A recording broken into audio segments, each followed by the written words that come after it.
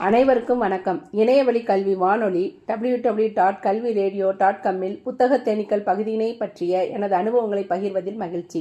என்னுடைய பெயர் என் நாகஜோதி, தலைமை ஆசிரியை, ஊராட்சி ஒன்றிய தொடக்கப்பள்ளி, கொரட்டி, கள்ளல் ஒன்றியம், சிவகங்கை மாவட்டம்.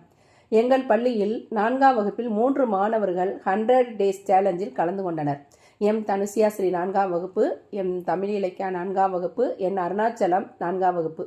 ஒவ்வொருத்தரும் 50 நூலக புத்தக வாசிப்பு, 50 திறனாய்வு வாசிப்பு என 3 மாணவர்களுக்கும் 300 குரல் பதிவு செய்யப்பட்டது.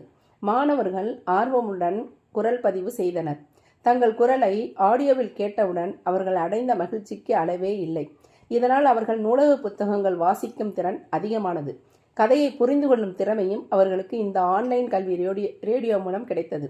இதை பார்த்த மற்ற மாணவர்களும் நாங்களும் ஆன்லைன் கல்வி ரேடியோவில் பங்கு பெற வேண்டும் என ஆர்வம் காட்டுகின்றனர். என்னுடன் பணிபுரியும் இடைநிலை ஆசிரியரும் எனக்கு உறுதுணையாக இருந்ததால் இது சாத்தியமானது. பெற்றோர்களும் எனக்கு ஒத்துழைப்பு கொடுத்தார்கள். மற்ற பெற்றோர்களும் தங்கள் குழந்தையின் குரல் பதிவை ஆன்லைன் கல்வி ரேடியோவில் கேட்க விருப்பம் தெரிவித்தார்கள்.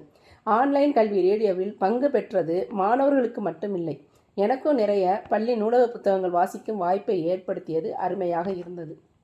ஆன்லைன் கல்வி ரேடியோவில் மாணவர்கள் பங்கு பெறுவதை காணும்போது நான் ஒரு ஆசிரியராக இருந்து வழிகாட்டியதை விட நான் ஒரு மாணவனாக இருந்திருக்கலாம் என்ற ஏக்கத்தை கூட எனக்கு ஏற்படுத்தியது ஆன்லைன் கல்வி ரேடியோ.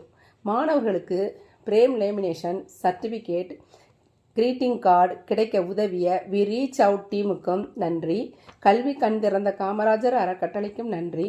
ஆன்லைன் கல்வி ரேடியோ டீம் டீச்சர்ஸுக்கு மனமார்ந்த நன்றியை தெரிவித்துக் கொள்கிறேன். நன்றி.